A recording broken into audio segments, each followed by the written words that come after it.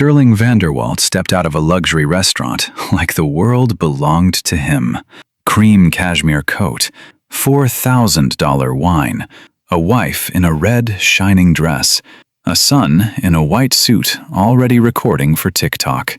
Then Sterling saw him, an old homeless man huddled in the shadows beside the marble wall, gray beard, filthy blankets, shaking so hard his bones looked like they were rattling.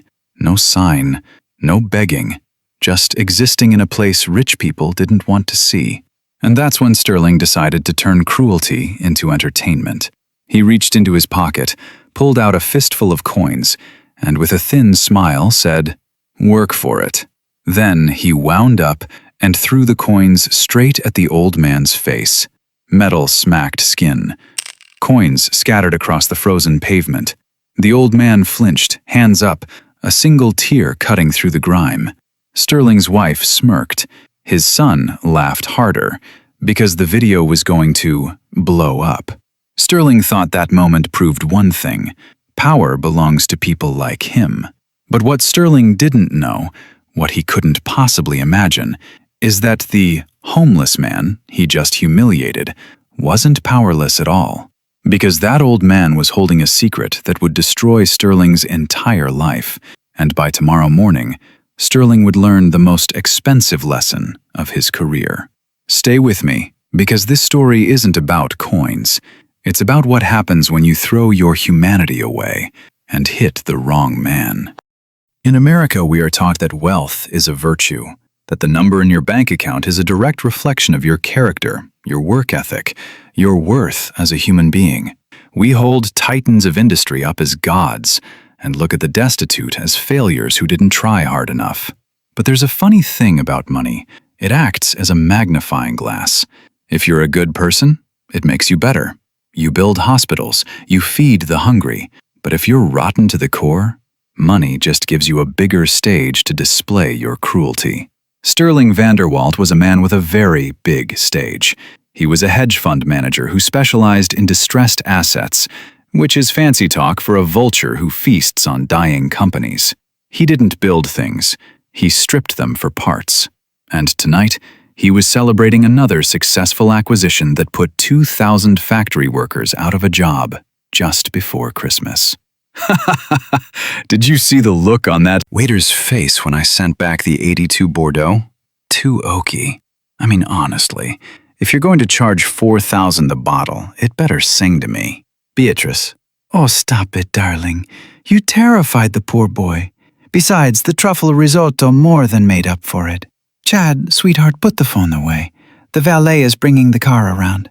Chad, without looking up from his screen. Hang on, Mom. My fit check is blowing up on TikTok. People need to see the Balenciaga. They were the picture of the American dream, polished to a blinding sheen. They were also completely oblivious to the figure huddled in the shadows of the alleyway adjacent to the restaurant. His name was just Old Man to the few locals who acknowledged him. He was bundled in layers of mismatched filthy blankets, his face obscured by a gray matted beard and a woolen cap pulled low. He sat on a piece of damp cardboard, shivering violently against the biting wind that whipped around the marble facade of the restaurant. He wasn't begging. He wasn't holding a sign. He was just existing in a space where existence wasn't permitted. Sterling spots the homeless man as they wait for the valet. His jovial mood instantly sours into disgust. He wrinkles his nose as if he smells something foul. Ugh, unbelievable. You pay $50 for an appetizer and you still have to deal with the vermin on the way out. Oh, that's awful. Why? Don't the police move them along? It's ruining the ambiance of the neighborhood. The old man looked up. His eyes, surprisingly sharp and clear blue amidst the grime, met Sterling's. There was no aggression in them, only a profound, quiet sadness. He shifted slightly, trying to pull his thin blanket tighter around his shoulders, and in doing so, a small rusted tin cup next to his knee rattled against the pavement. The sound seemed to trigger something in Sterling Vanderwalt, a need to assert dominance, a need to remind this creature of the natural order of things. Look at him. Probably hasn't worked a day in his life, just waiting for a handout from people who actually contribute to society. Chad, suddenly interested, holding up his phone to record. Wait, Dad, hold on. This is gonna be gold. Do something. Sterling, ever the performer for an audience, smiled a cruel, thin smile. He reached into the deep pocket of his cashmere coat. He hated carrying change. It was heavy, dirty, common, useless metal that ruined the lines of his tailored suit. He pulled out a fistful of coins, quarters, dimes, nickels, the change from his morning coffee that he'd forgotten to dump in his assistant's jar. Hey, you want something? You want to participate in the economy? Here, work for it. In slow motion, Sterling winds up and throws the handful of coins hard. He doesn't toss them gently into the cup. He flings them at the man's face. The metal discs strike the old man on the forehead, the cheek. They sting. The old man flinches, covering his face with cracked, dirty hands. Beatrice. Sterling, that's terrible. What? It's probably more money than he's seen all year. He should be grateful. The coins clatter loudly onto the frozen concrete, scattering everywhere. Some roll into the gutter. The old man doesn't move to pick them up. He just stays huddled, hands over his face. Chad is laughing, checking the framing on his phone screen. Yo, make it rain dad style. That's hilarious. Posted. The valet pulled up in the shimmering Bentley. Sterling stepped over one of the quarters rolling near his expensive Italian loafer, not even bothering to look down. The family piled into the warm leather interior of the car. As they pulled away, the exhaust blew a cloud of warm smoke over the shivering figure on the curb. They didn't look back. They didn't see the old man slowly lower his hands. They didn't see the single tear that cut a clean track through the grime on his cheek. Not a tear of sadness for himself, but for them. And they certainly didn't see him reach into his rags and pull out something that definitely wasn't a rusted tin cup. It was a satellite phone. A very expensive, encrypted satellite phone. The Vanderwalts were good at putting on a show. But like most shows, the backstage reality was chaos. Sterling wasn't just a vulture capitalist. He was a desperate one. He had over-leveraged his firm on a massive tech gamble that had just imploded in Tokyo hours before dinner. He was currently $80 million in the hole, and the banks were calling in the loans. Sterling checks his phone. His face goes pale in the ambient light of the dashboard. He loosens his tie, suddenly sweating. Beatrice. Sterling, what is it? You've gone gray. Sterling. Not now, Beatrice. I'm handling it. Beatrice. Is it the liquidity issue? You said the sale of the house would cover the margin calls.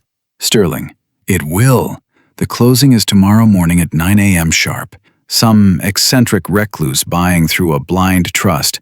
All cash. An insane offer, 20% over asking price, as is, including contents. We just need to sign the papers and get out. It's the only lifeboat we have left. Their sprawling estate, the Oaks, was their pride and joy. A 25-room monstrosity of limestone and ego. Selling it was humiliating, but necessary to avoid prison time and total bankruptcy. They'd told their friends they were downsizing to travel more. The lie tasted like ash in Sterling's mouth. Back in the city, the old man stood up. He wasn't hunched anymore. He stood at his full height, which was imposing.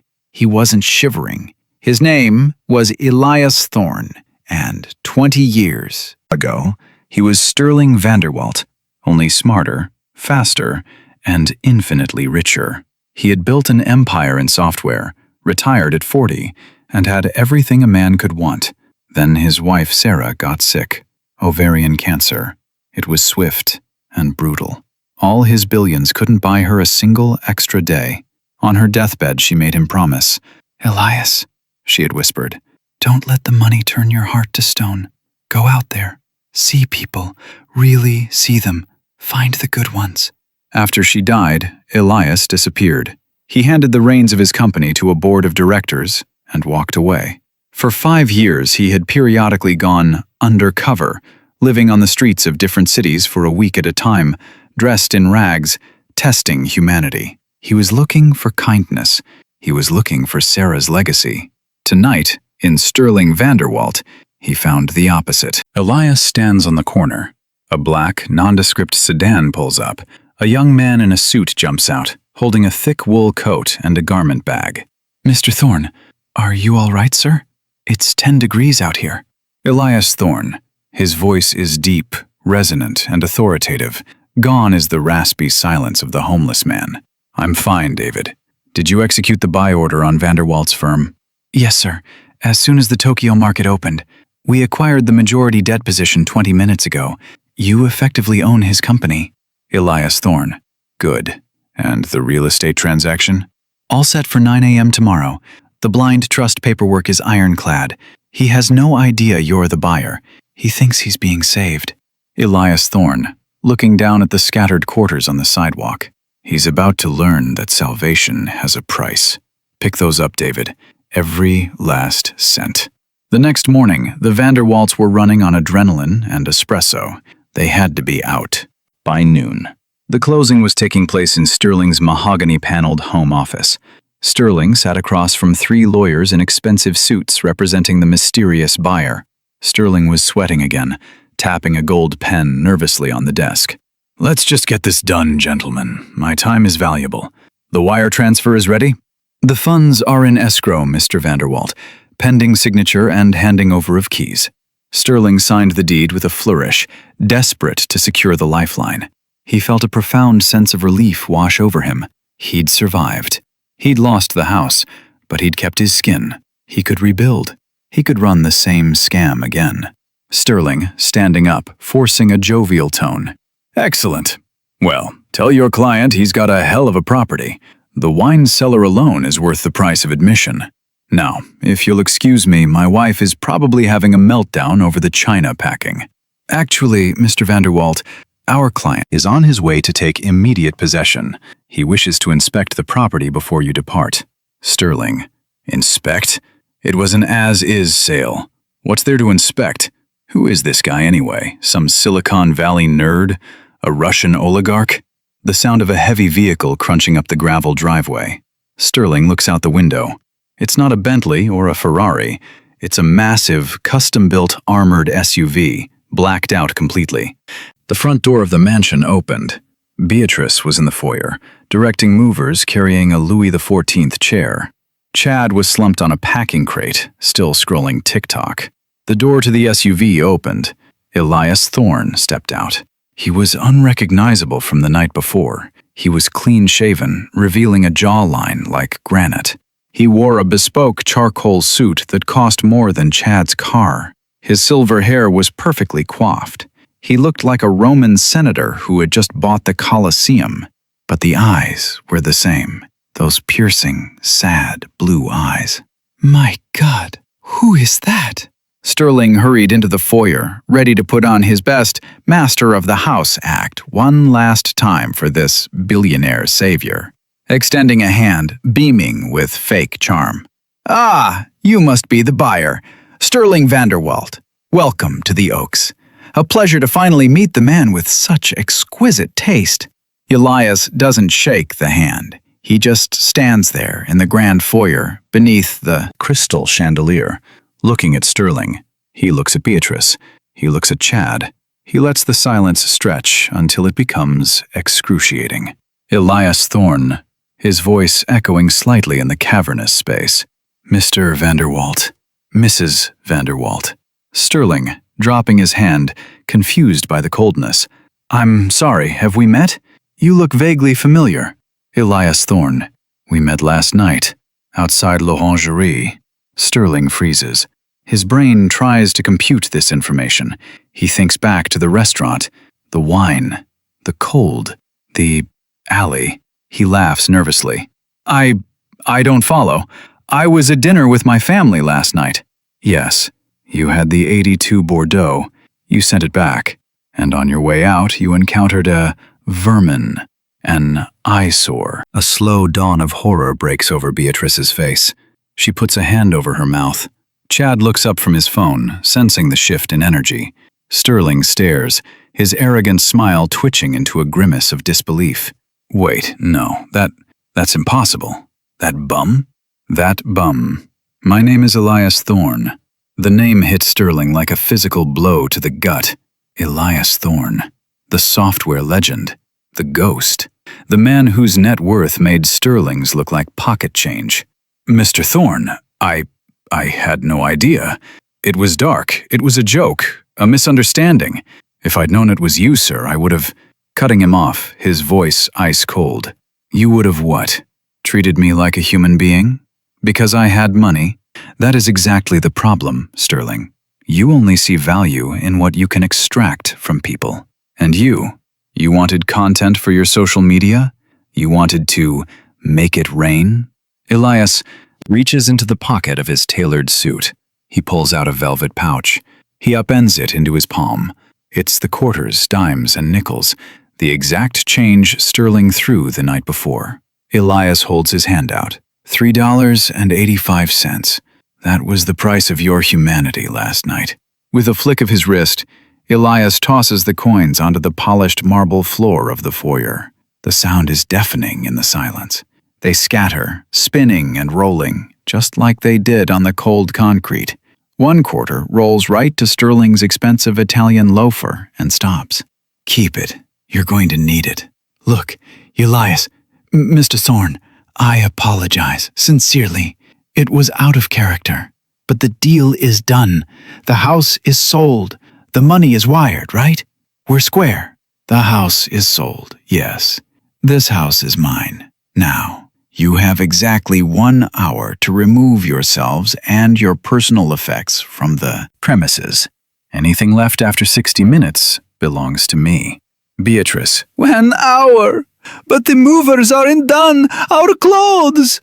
Elias Thorne. Not my concern. Sterling, getting angry now, the cornered rat. Now listen here, Thorne. You can't just kick us out like dogs. We had an agreement. And frankly, this is entrapment. You were pretending. Elias Thorne, taking a step closer, his presence overwhelming Sterling. Oh, I wasn't pretending, Sterling. I was freezing. I was hungry. And I was sitting on cold concrete while you ate truffle risotto 10 feet away. The pain was real. The humiliation you tried to inflict was real. Elias Thorne. And by the way, the money I wired you for this house? It won't help. Sterling. What? Why? Elias Thorne. Because as of this morning, I also own the debt on your hedge fund. The $80 million you owe it to me. The wire transfer for the house went straight from my right pocket into my left pocket to pay down your interest. You're still broke, Sterling. You're actually worse than broke. You're finished. Sterling looks like he's going to faint. He clutches the stair railing for support. Beatrice is sobbing openly now. Chad is just staring, mouth agape, his phone forgotten on the floor. Elias Thorne, checking his watch. 58 minutes. They didn't make the hour. An hour later, Elias Thorne stood on the balcony of the master bedroom, overlooking the manicured grounds of his new estate. Below, the driveway was a chaotic scene of half-packed boxes and scattered clothes. The Bentley was gone, repossessed by the leasing company 20 minutes prior. Sterling, Beatrice, and Chad were standing by the gate, arguing with a taxi driver about the fare. They looked very small from up here. Elias didn't feel triumph. He didn't feel joy. He just felt tired. He walked back into the massive, empty bedroom. He sat on the edge of the bed that used to belong to Sterling Vanderwalt. He reached into his pocket and pulled out a small, worn photograph of his wife, Sarah. She was smiling, squinting into the sun. Elias Thorne. I tried, Sarah. I went looking for the good ones. Elias Thorne, to himself. I guess I'll have to keep looking.